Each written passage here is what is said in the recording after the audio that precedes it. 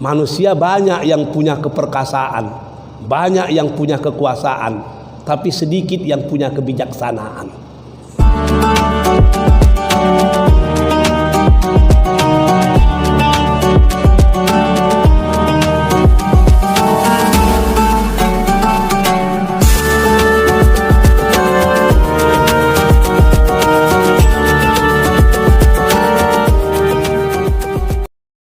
Assalamualaikum warahmatullahi wabarakatuh. Kita masuk ke dalam surah Al-Hafar ayat yang terakhir. Allah Subhanahu wa taala berfirman, A'udzubillahi minasyaitonir rajim. Bismillahirrahmanirrahim. Wallahul khaliqul bari'ul musawwiru lahul asma'ul husna yusabbihu lahu ma fis samawati wal ard wa huwal azizul hakim. Huwallah, dia Allah, Tuhan kita itu, seperti yang sudah kita ceritakan pada pertemuan yang dahulu, kita mengenal siapa itu Allah dari Allah. Allah lah yang menyatakan bahwa namanya Allah dan dia adalah Tuhan. Tuhan yang bagaimana?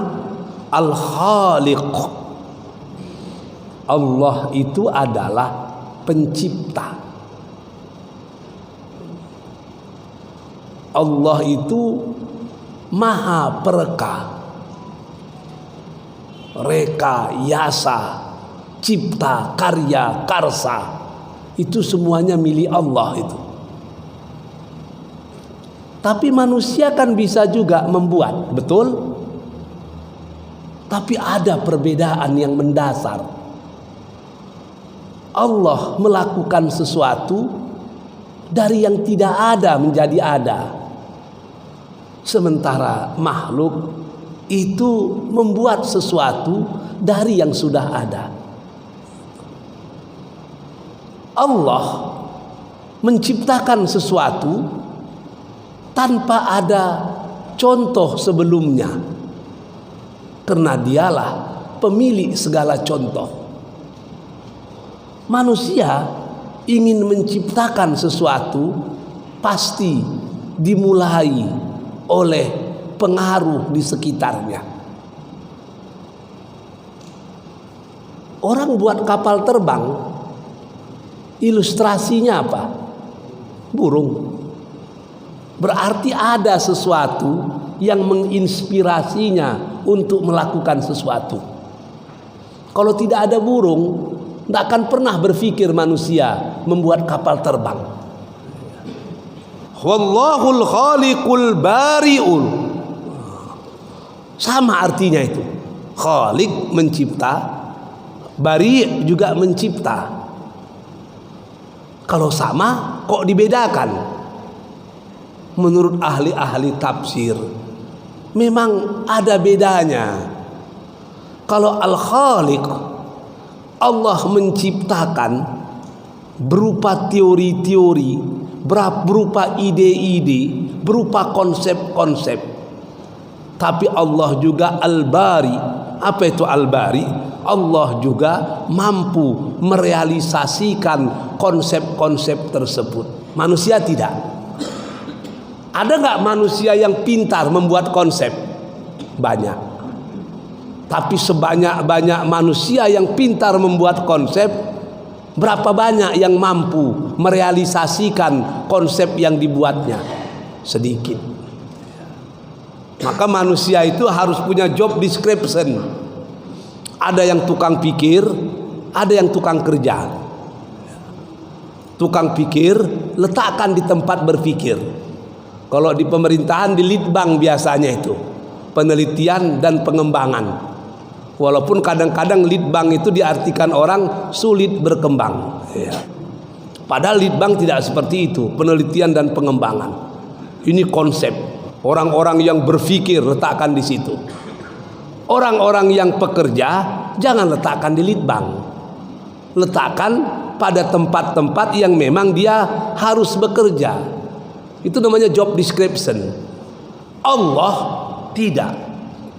Dia menciptakan dalam arti kata konsep yang sempurna, dan dia al-bari, dia juga melaksanakan, menyempurnakan konsep tersebut. Di Indonesia konseptor itu Pak Hatta, tapi eksekutornya adalah Soekarno. Maka orang menyebut dengan Dwi Tunggal. Di awal 50 Hatta dan Soekarno berpisah, orang sudah meramalkan tidak lama lagi ini. Kenapa? Sebab Soekarno dan Hatta itu ibarat tangan kanan dan tangan kiri. Satu konseptor yang ulung, satu eksekutor yang luar biasa. Kalau berpidato itu hebat itu Soekarno, tapi merumuskan sesuatu luar biasa canggihnya Hatta. Artinya saling melengkapi. Kita teruskan. Wallahul khaliqul bari'ul musawwiru. Dan Allah lah yang membentuk. Yusawwirukum fil arham. Allah yang membentuk kamu dalam rahim ibumu. Kalau ayah kita lah bisa membentuk body anak-anaknya, mungkin sempurna kita semua.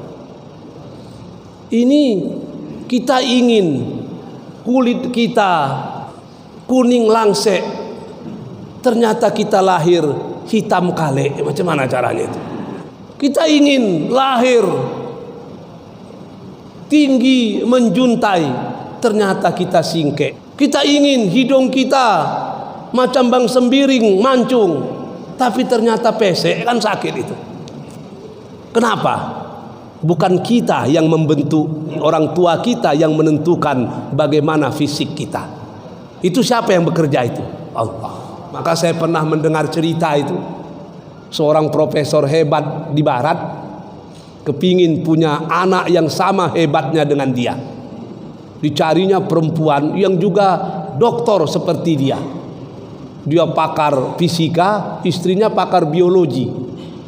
Dia kepingin agar anaknya bisa memadukan dua otak itu, pakar biologi dan pakar fisika. Menikah. Semenjak nikah itu udah direkayasa semua. Apa yang bagus untuk otak, makanan otak itu apa? Ini, itu udah mulai dikasih untuk istrinya. Apa yang bagus makan untuk tubuh ini, semenjak dalam kandungan itu udah direkayasa semua itu. Dari segi genetika dua-dua hebat, ayah ibunya hebat. Dari segi fisik memang udah direkayasa. Makanan otak apa, makanan hati apa, makanan jantung udah dibuat gitu. Terakhir anak itu lahir, badannya oke. Mulai masuk sekolah, kawan-kawannya masuk sekolah, dia masuk juga. Kawannya naik kelas, dia tinggal kelas. Ternyata anak itu idiot. Akhirnya dia membunuh dirinya sendiri. Setelah membunuh anaknya, dia malu punya anak seperti itu, ditembaknya. Kemudian dia menembak kepalanya sendiri. Lalu dia berkata, ternyata di balik rencana manusia ada kekuatan yang di luar kemampuan kita. Lahul asmaul husna. Allah itu memiliki nama-nama yang baik. Berapa nama-nama Allah itu? 99. Kalau saya tidak salah, Ustaz Pak Umar sudah mengkaji itu. Nama-nama yang baik, nama-nama yang sempurna. Ada kalanya Allah itu Ar-Rahim, maha baik. Tapi ada kalanya Allah itu Al-Jabbar, maha memaksa. Ada kalanya Allah Ar-Rauf, maha lembut, maha baik. Al-Halim. Tapi ada kalanya Allah itu Al-Mutakabbir, yang maha sombong. Kenapa boleh Allah sombong? Ya boleh. Memang kesombongan itu hanya milik Allah. Tidak ada yang di atas dia lagi. Tapi begitulah al-asmaul husna itu. Merupakan nama-nama yang baik. Dan itu merangkumi semua nama-nama yang dimiliki oleh Allah yang maha segala-galanya. Yusabbihu lahu ma fis samawati wal ard. Bertasbih, memujinya semua yang ada di langit dan yang ada di bumi. Jadi semua yang ada di langit dan di bumi ini bertasbih kepada Allah. Cuma caranya berbeda-beda. Allah mengatakan yusabbihu lahu ma fis samawati, tidak man fis samawati. Apa bedanya ma dan man? Kalau Allah menggunakan man, artinya yang bertasbih itu hanya makhluk yang memiliki akal pikiran. Bisa manusia, bisa jin, bisa malaikat dan lain sebagainya.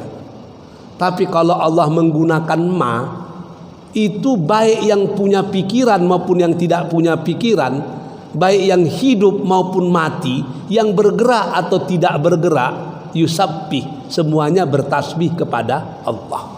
Batu bertasbih kepada Allah. Ayam yang berkuku itu bertasbih kepada Allah. Tanam-tanaman bertasbih kepada Allah. Caranya berbeda-beda.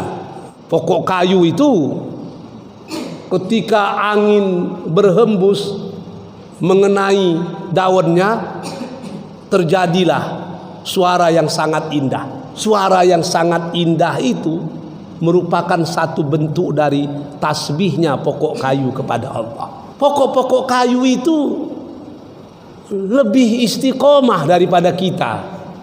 Pokok cabai, di sebelahnya pokok durian, mengambil makanan yang sama. Cabai istiqomah dengan pedasnya, tapi durian juga istiqomah dengan manisnya. Ikan itu hidup dalam air laut yang asin, tapi ikan tidak pernah asin. Belut itu hidup di lumpur yang kotor, tapi tidak ada lumpur yang bisa terkena di badan belut. Manusia kalau berjilan dengan orang yang tidak baik, kadang-kadang dia bisa berubah tidak baik. Manusia kalau berkawan dengan orang-orang jahat, itu bisa menjadi penjahat. Artinya binatang lebih bisa bersifat istiqomah daripada manusia. Wa huwal azizul hakim. Dan dia Allah itu al-aziz, maha perkasa, tapi juga al-hakim, maha bijaksana.